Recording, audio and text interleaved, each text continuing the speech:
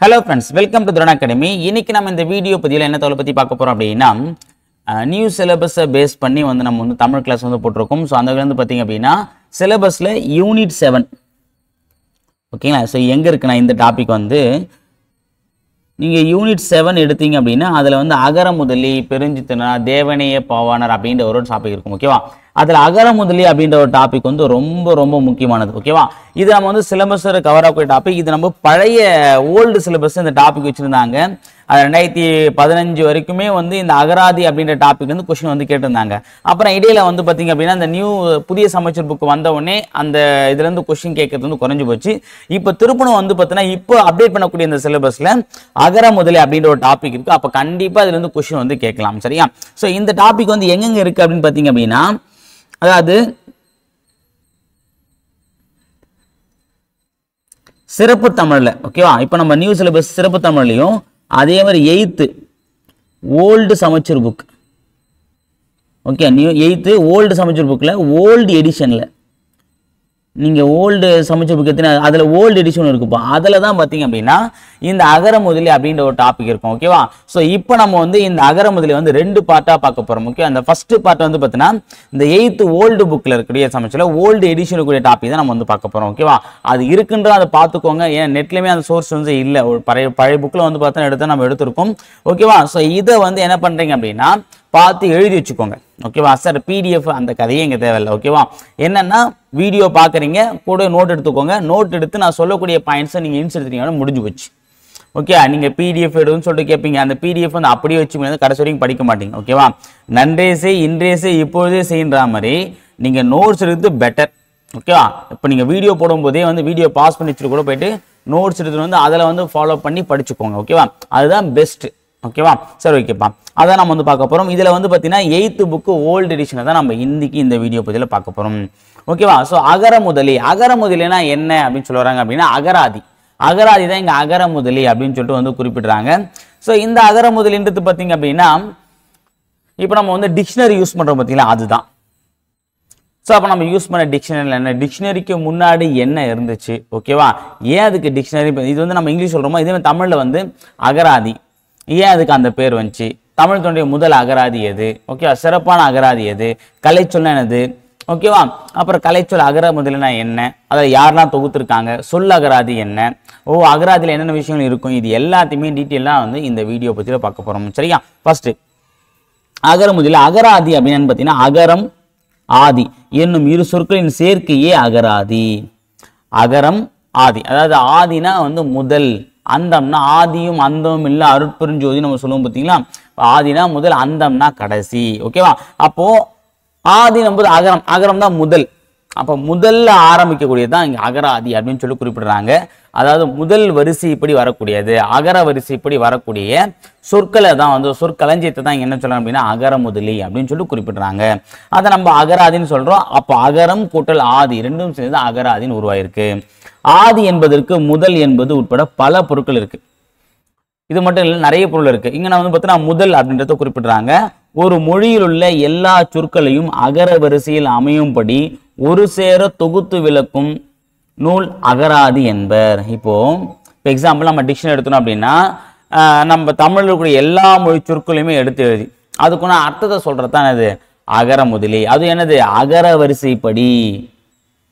ஓகேவா. அகராதி என்னும் சொல் தற்போதைய வழக்கில் அகர முதலி. ஆரம்பத்தில் அகராதி இருக்கு, தற்போது என்ன சொல்றாங்க இது அகர முதலி அப்படின்னு சொல்லி குறிப்பிடுறாங்க. அப்ப அகராதின்ற சொல் தான் அகர முதலியா இருக்கு. அகராதி எப்படி இருந்துச்சு அகரம் கூட்டல் ஆதி சேர்ந்து அகராதி. அந்த அகராதி தற்போது அகர முதலி. ஓகேங்களா. ஓகேப்பா. இப்போ நம்ம நிகண்டுகள் அப்படின்ற ஒரு கான்செப்டை பார்க்க போறோம்.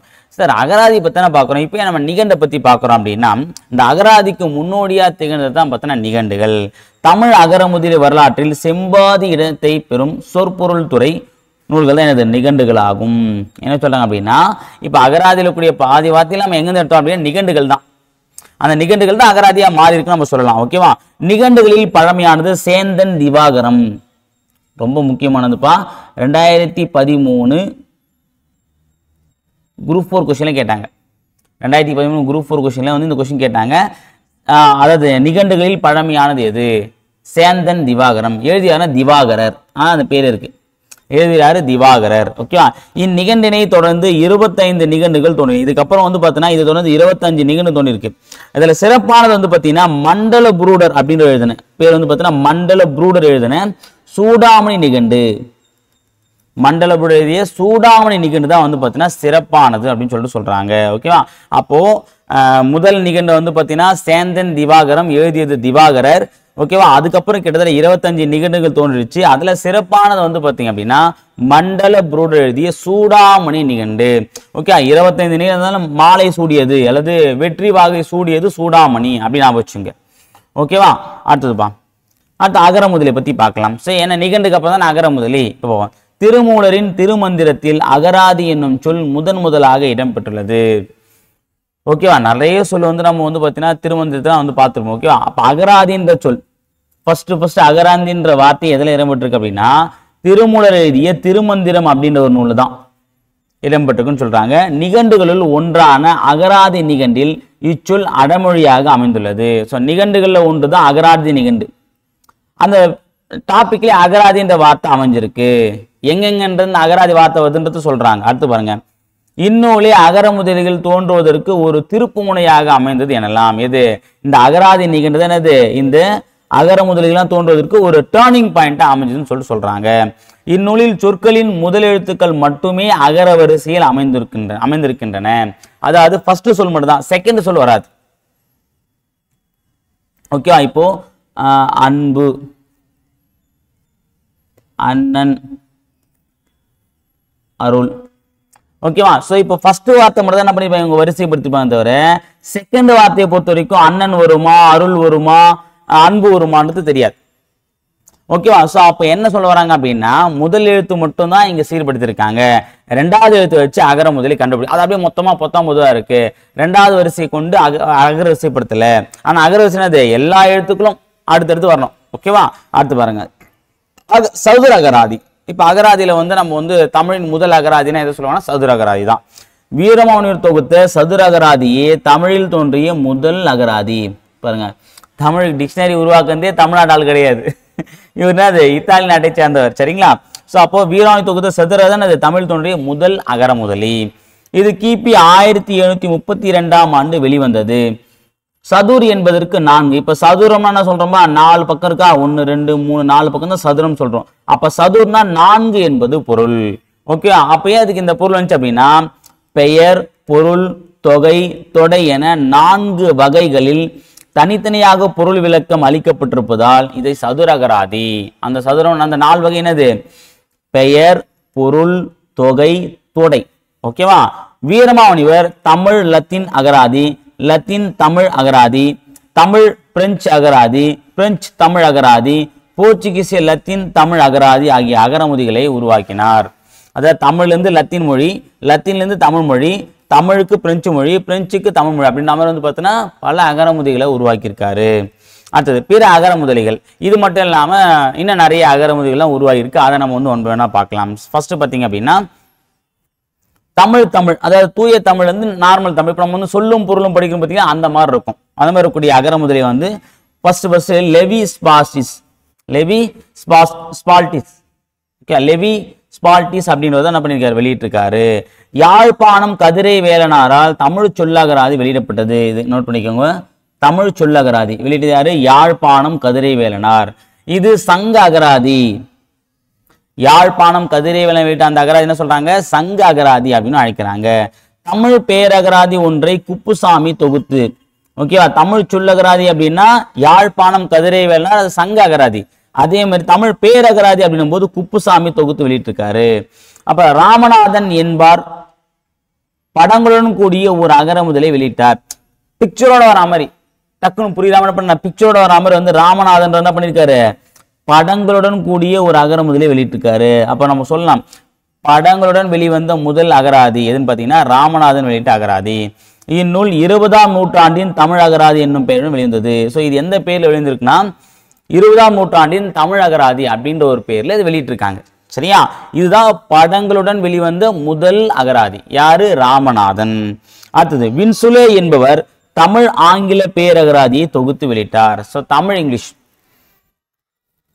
ஓகே, தமிழ் ஆங்கில பேரவை வெளியிட்டாரு வின்சுலே அப்படின்றது தான்.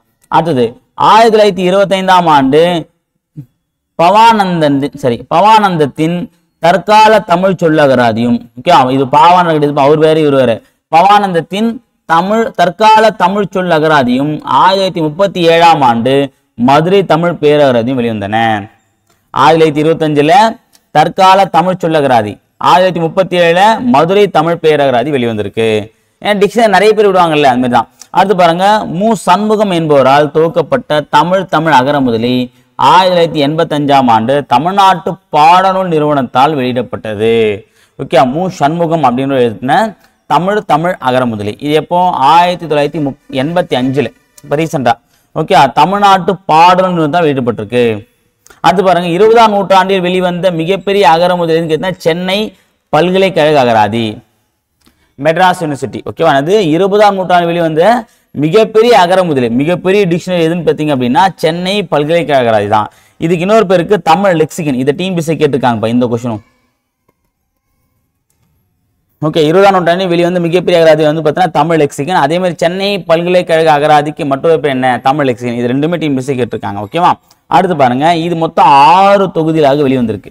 இது இந்த தமிழ் லெக்சிகன் அப்படின்ற அகரமுதல் வந்து பார்த்தீங்கன்னா மொத்தம் 6 தொகுதிகளாக வெளிவந்திருக்கு. சரியா, அடுத்து செந்தமிழ் சொற்பிறப்பியல் அகரமுதலி.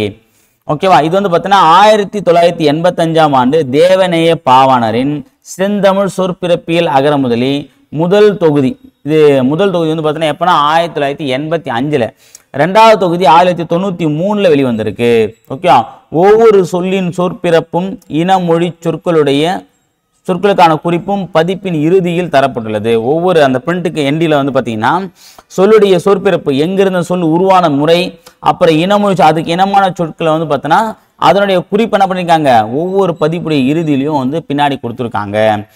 அந்த படங்களை தந்த 2வது அகரமுதலி. அப்போ நம்ம ஃபர்ஸ்ட் பார்த்தோமா, 20ஆம் நூற்றாண்டின் அகராதி தான் வந்து தமிழின் படநூல் வெளிந்த முதல் அகராதி. ராமநாதர் அப்படின்றது தான் வந்து அது வெளியிட்டிருப்பான்னு பார்த்துருந்தோம். ஓகே, இங்கே பார்த்தோம், இதோ இங்கே பார்த்தோம் பார்த்தீங்கன்னா இது வந்து படநூல் வெளிந்த முதல் அகராதி, 20ஆம் நூற்றாண்டு தமிழ் அகராதி ராமநாதர்.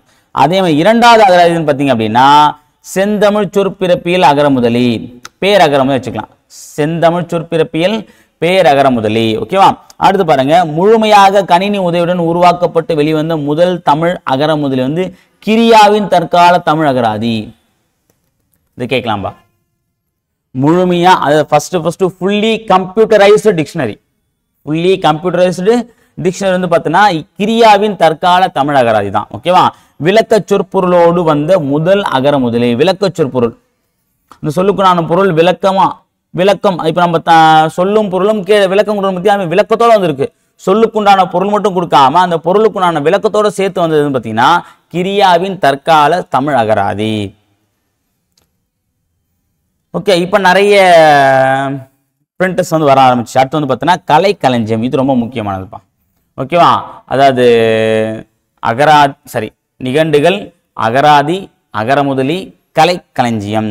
கலைக்களஞ்சியம்னா என்னன்னு பார்த்தீங்க அப்படின்னா சொற்களுக்கு உரிய பொருளை அகரமுதலி மூலம், சொற்களுக்கு உரிய பொருளை, ஒரு சொல்லுக்குண்டான பொருளை அகரமுதலி மூலம் அறிந்து கொண்ட பின் இலக்கியங்களில் சொல்லப்பட்டுள்ள பெயர்கள், கதைகள், வரலாறுகள், பழக்க வழக்கங்கள் முதலியவற்றை தெரிந்து கொள்ள வேண்டிய தேவைகள் ஏற்பட்டன.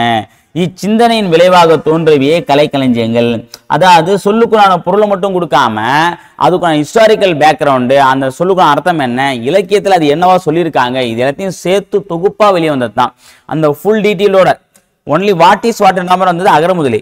ஓகே, டீடைல்டு எக்ஸ்பிளனேஷனோட வந்தது வந்து பார்த்தீங்க அப்படின்னா கலைக்களஞ்சியம். அதாவது களஞ்சியம் சொல்லுவாங்க. களஞ்சியம் அது அங்கே எல்லாமே இருக்கும். அதான் அபிதான கோஷம் தமிழ் களஞ்சியங்களின் முன்னோடி. நோட் பண்ணி வச்சுக்கோங்கப்பா, கேட்கலாம். அபிதான கோஷம் தமிழ் கலைக்களஞ்சியங்களின் முன்னோடியது அபிதான கோஷம். இலக்கிய புராண இதிகாச செய்திகளை கொண்டு இலக்கிய களஞ்சியமாக திகழ்கின்றது. இது எப்போ வெளிவந்ததுன்னா 1902லப்பா. அபிதான கோஷம் எப்போ 1902ஆம் ஆண்டு வெளிவந்திருக்கு. இதான் வந்து பார்த்தீங்கன்னா கலைக்களஞ்சியங்களின் முன்னோடி அப்படின்னு சொல்லி குறிப்பிடுறாங்க. அடுத்து பாருங்க, அபிதான சிந்தாமணி இலக்கிய செய்திகளோடு அறிவியல் துறை பொருட்களை முதலாக சேர்த்து விளக்கம் தந்து 1934ஆம் ஆண்டு வெளியிடப்பட்டது. இது யாருன்னா சிங்காரவேலனார். இந்த தொகுத்தது யாரு? சிங்காரவேலன் தான் தொகுத்தார். நல்லா பண்ணுச்சு. அபிதான சிந்தாமணி, அபிதான கோஷம் வந்து பார்த்தீங்கன்னா முன்னோடி, ஆனால் அபிதான சிந்தாமணி வந்து பார்த்தீங்கன்னா இலக்கிய செய்தி மட்டும் இல்லாமல் அறிவியல் துறை சார்ந்த பொருட்களும் சயின்டிஃபிக்கல் ஓரியன்டான விஷயங்கள்லாம் பண்ணியிருந்தாங்க, அதை சேர்த்துருந்தாங்க. இதில் அபிதான சிந்தாமணி அப்படின்ற அந்த கலைக்களஞ்சியத்தில் இதை யார் தொகுத்து வெளியிடுதுன்னா சிங்கார வேலனார். எப்போனா 1934. அடுத்த தமிழ் வளர்ச்சி கழகம் முறையான முதல் கலைக்களஞ்சியத்தை தொகுத்து வெளியிட்டது. அது தமிழ் வளர்ச்சி கழகம் என்ன பண்ணாங்க, முறையான முதல் கலைக்களஞ்சியத்தை தொகுத்து. அப்போ முறையான முதல் கலைக்களஞ்சியத்தை தொகுத்து வெளியிட்டதுன்னு பார்த்தீங்கன்னா தமிழ் வளர்ச்சி கழகம் தான். இது 10 தொகுதிகளா 10 பாட்டா வந்திருக்குப்பா. இந்த முறையான முதல் கலைக்களஞ்சியம் வந்து பார்த்தீங்கன்னா 10 தொகுதிகளா வெளிவந்திருக்குன்னு சொல்றாங்க. அடுத்தது இக்கழகம் குழந்தைகள் கலைக்களஞ்சியம், நாடக கலைக்களஞ்சியம், இஸ்லாமிய கலைக்களஞ்சியம் முதலிய பல கலைக்களஞ்சியங்களையும் வெளியிட்டுள்ளது. இது தமிழ் வளர்ச்சி கழகம் மட்டும், இது மட்டும் இல்லாமல் குழந்தை கலைக்களஞ்சியம், நாடக கலைக்களஞ்சியம், இஸ்லாமிய கலைக்களஞ்சியம் சொல்லிட்டு பார்த்தீங்கன்னா பல கலைக்களஞ்சியங்களை வந்து தொகுத்து வெளியிட்டிருக்காங்க. அடுத்து கலைச்சொல் அகரமுதலி. கலைக்களஞ்சியத்துடைய அப்டேட் விஷயம் தான் வந்து பார்த்தீங்கன்னா கலைச்சொல் அகரமுதலி. இதில் என்ன சொல்றாங்க அப்படின்னா கலைக்களஞ்சியங்களை தொடர்ந்து துறை சார்ந்த வார்த்தை முக்கியம், துறை சார்ந்த புதிய சொற்களுக்கு விளக்கம் தர கலைச்சொல் அகரமுதலி தோன்றியது. இப்போ புதுசாக கண்டுபிடிக்கிறாங்க அப்படின்னா அது சம்பந்தமான அர்த்தத்தெல்லாம் வந்து பார்த்தீங்கன்னா அந்த கலைச்சொல் அகரமுதலி இடம்பெற்றிருக்கும். அதே மாதிரி துறை சார்ந்த ஒவ்வொரு டிபார்ட்மெண்ட்டா, இப்போ மெக்கானிக்கலு, கெமிஸ்ட்ரி, இப்போ ஒரே ஒரு வார்த்தை தான், அது வந்து பார்த்தீங்கன்னா அந்த டிபார்ட்மெண்ட் வைஸாக மாறும்போது மாறும். இப்போ ஸ்டெபிலிட்டி, சஸ்டைனபிலிட்டி அப்படின்னு சொல்லி பார்த்தீங்கன்னா ஒவ்வொரு வார்த்தை வந்து மாறுவாங்க. இங்கே ஒரு வார்த்தை இருக்கும், அங்கே ஒரு வார்த்தை இருக்கும். ஓகே, ஸோ அப்போ வந்து பார்த்தீங்கன்னா துறை சார்ந்த அந்த சொல்லுக்கு என்ன அர்த்தன்றதை சொல்றதுக்காக இந்த கலைச்சொல் அகரமுதலி அப்படின்ற ஒரு அகரமுதலி வந்து உருவாக்க ஆரம்பிச்சாங்க. கலைக்கதிர் நிறுவன முயற்சியால் பொது அறிவு, உளவியல் சைக்காலஜி, புவியியல், புள்ளியியல், வரலாறு, வானவியல் முதலான துறைகளுக்கும் கலைச்சொல் அகரமுதலிகள் 1960ஆம் ஆண்டு தொகுக்கப்பட்டன. ஒவ்வொரு டிபார்ட்மெண்ட் வைஸாக தொகுத்துருக்காங்கப்பா. பொது அறிவு, உளவியல், புவியியல், புள்ளியியல், வரலாறு, வானவியல். ஓகேவா? அடுத்து பாருங்க மனவை முஸ்தபா. இது மாத்து முக்கியமானதுப்பா. மனவை முஸ்தபா அறிவியல் சார்ந்த துறை வாரியான கலைச்சொல் அகரமுதியை தொகுத்து வெளியிட்டார். மனவை முஸ்தபா. ஓகே, அறிவியல் சார்ந்த துறை வாரியான கலைச்சொல் அகரமுதலியை வந்து தொகுத்து யாரு? மனவை முஸ்தபா. ஓகேவா? அடுத்து பாருங்க அறிவியல் கலைச்சொல் களஞ்சியம் 1991ஆம் ஆண்டு. அறிவியல் கலைச்சொல் களஞ்சியம் 1991ஆம் ஆண்டு வெளியிடப்பட்டது. இதில் தமிழ் கலைச்சொல்லுடன் விளக்க சொற்பொருளும் தரப்பட்டன. இதில் தமிழ் கலைச்சொல்லுடன் விளக்க சொற்பொருளும் தரப்பட்டன. இது தமிழ் அகரமுதலின் வளர்ச்சிகளை காட்டுவதாக அமைந்திருக்கு. இது அதாவது இந்த அறிவியல் கலைச்சொல் களஞ்சியம் வந்து பார்த்தீங்கன்னா 91 வெளியிட்டிருக்காங்க. இது மனவை முஸ்தபா எழுதுனா இதை. ஓகே, இதுல வந்து பார்த்தீங்கன்னா கலைச்சொல் மட்டும் இல்லாம விளக்க சொற்பொருளும் சேர்த்து கொடுத்துருக்காங்க. ஓகேவா? இது வந்து பார்த்தீங்கன்னா தமிழ் அகரமுதலின் வளர்ச்சியை, அதாவது அடுத்த கட்டத்துக்கு கொண்டு போனது நம்ம சொல்லலாம். ஓகே, அந்த அகரமுதலி வந்து பார்த்தீங்கன்னா நெக்ஸ்ட் கட்டத்துக்கு கொண்டு போனதுல இந்த அறிவியல் கலைச்சொல் களஞ்சியம் வந்து மிகப்பெரிய ஒரு பூஸ்டா இருக்குன்றதை நம்ம வந்து சொல்ல முடியும். அடுத்தது பல துறைகளில் பயன்படுத்தப்படும் பொழுது மொழி வளர்ச்சி அடைகிறது. ஓகேவா? அதாவது பல துறைகளை வந்து பார்த்தீங்கன்னா வந்து நம்ம அந்த வார்த்தைகளை வந்து பயன்படும் போது மொழியானது ஆட்டோமேட்டிக்காக வளர்ச்சி அடைஞ்சிட்டு போயிட்டே இருக்கும். அதான் சொல்றாங்க மொழியின் வளர்ச்சி நம் வாழ்வின் வளர்ச்சி ஆகும். இப்போ மொழி எந்த அளவுக்கு வளர்ச்சி அடையுதோ நம்முடைய அந்த லைஃப் ஸ்டைல் என்ன ஆட்டோமேட்டிக்காக வளர்ச்சி அடையும். அவ்வகையில் காலந்தோறும் ஏற்படும் சொற்பொருள் மாற்றங்களை அகரமுதிகள் பதிவு செய்து சீர்மைப்படுத்தி மொழி வளர்ச்சிக்கு உதவுகின்றது. இப்போ எக்ஸாம்பிள் வந்து நிறைய புதிய ஆங்கில வார்த்தைலாம் வருது, அதுக்குண்டான தமிழ் வார்த்தைலாம் கண்டுபிடிச்சி அதை அகரமுதிகளை சேர்த்துட்டே இருக்காங்க. அப்படி சேர்த்தாதான் அப்டேட்டட் வெர்ஷன் இருந்தால் தான். இப்போ ஆக்ஸ்போர்ட் டிக்ஷனரிலாம் பார்த்தீங்க அப்படின்னா புது வார்த்தையை வந்து உருவாக்குவாங்க. அந்த வார்த்தையை வந்து பார்த்தீங்கன்னா சேர்த்துட்டே வருவாங்க. அது காரணம் என்ன அப்படின்னா அந்த அப்டேஷன், அதுதான் மொழி வளர்ச்சிக்கு முக்கியமானது பேஸ். அது இல்லை அப்படின்னா மொழி ஆட்டோமேட்டிக்காக வழக்கொழிந்து போயிடும். ஓகேவா? ஏன்னா காலத்துக்கு ஏற்ற மாதிரி மாறினா மட்டும்தான் இங்க வந்து மொழியானது வளர்ச்சி அடைஞ்சே இருக்கும். இப்ப தமிழ் வந்து பார்த்தீங்கன்னா கல் தோன்றா மண் தோன்றா காலத்தை முன் தோன்றிய மொழியா இருந்தாலும் இன்னமும் அது வந்து தொட்டு வரதுக்கு காரணம் என்ன அப்படின்னா காலத்துக்கு ஏற்ற மாதிரி நம்ம மொழியானது மாற்றம் அடைஞ்சிட்டு இருக்கு. அதுக்கேற்ற மாதிரி தகவமைச்சுக்கு தானே. அதே மாதிரி நம்மளுடைய மொழி அறிஞர்கள் என்ன பண்றாங்கன்னா அதை வந்து அந்த தற்போது வந்து இருக்கக்கூடிய அந்த புதுசா உருவாக்கக்கூடிய அந்த வார்த்தைகளுக்கும் ஈடு கொடுத்து நம்ம தமிழானது பயணிக்கிறதுனாலதான் இன்னும் பல ஆயிரம் ஆண்டுகளாலும் தமிழானது தழைத்து விளங்கக்கூடியது. இப்போ நம்ம மற்ற மொழிகளாக எடுத்துட்டோம் அப்படின்னா கிரேக்கம், ஈப்ரு, அப்புறம் வந்து பார்த்தீங்க அப்படின்னா சமஸ்கிருதம் போன்ற மொழிகள்லாம் வந்து காணாமல் போனது காரணம் என்ன அப்படின்னா அது காலத்துக்கு ஏற்ற மாதிரி தகவமைச்சுக்காம போனதும் ஒரு காரணமாயிடுச்சு. ஓகேவா? அடுத்து பாருங்க அடுத்தது, இன்றைய மக்களும் பண்டைய இலக்கிய இலக்கணங்களின் சொல்வளம் பொருளாழம் போன்றவற்றை தெளிந்து கொள்வதற்கு வந்து பார்த்தீங்கன்னா அறிந்து சுவைத்து மகிழ துணை செய்வது அகரமுதிகளே. இப்போ நம்ம பழங்காலத்துடைய இப்போ நிறைய பேர்கள்லாம் இருக்கும், இந்த இதிகாசங்கள்லாம் இருக்கும், அதை பற்றின அர்த்தங்கள்லாம் நம்ம தெரியாமல் படிச்சுட்டுவோம். ஒவ்வொரு பேருக்கு பின்னாடி ஒரு அர்த்தம் இருக்கும். ஆனால் அந்த அர்த்தங்கள்லாம் வந்து நம்ம அகரமுதிகளை பார்ப்பது மூலமாக தான் தெரிஞ்சுக்க முடியும். ஓகேவா, அதான் சொல்கிறாங்க. அடுத்து பாருங்க, பாரதிதாசன் எழுதிய ஒரு கொட்டேஷன் கொடுத்துருக்காங்க, இது கண்டிப்பாக கேட்கலாம். ஏன்னா நமக்கு பாரதிதாசன் சிலபஸ் இருக்காரு, அகரமுதியும் சிலபஸ் இருக்கு. அகரமுதலி ஒன்றை நாளும் படித்து வருவாய், நிகரில்லாத சொற்கள் நினைவில் நன்கு பெறுவாய். அகரமுதலி ஒன்றை நாளும் படித்து வருவாய், நிகரில்லாத சொற்கள் நினைவில் நன்கு பெறுவாய். ஓகேங்களா, சரி, ஓகே ஃப்ரெண்ட்ஸ். இந்த வீடியோ பதில் வந்து பார்த்தீங்கன்னா 8th ஓல்டு சமச்சீர் புக்கில் ஓல்டு எடிஷனில் இருக்கக்கூடிய ஒரு டாபிக் வந்து நம்ம முடிச்சிருக்கோம்.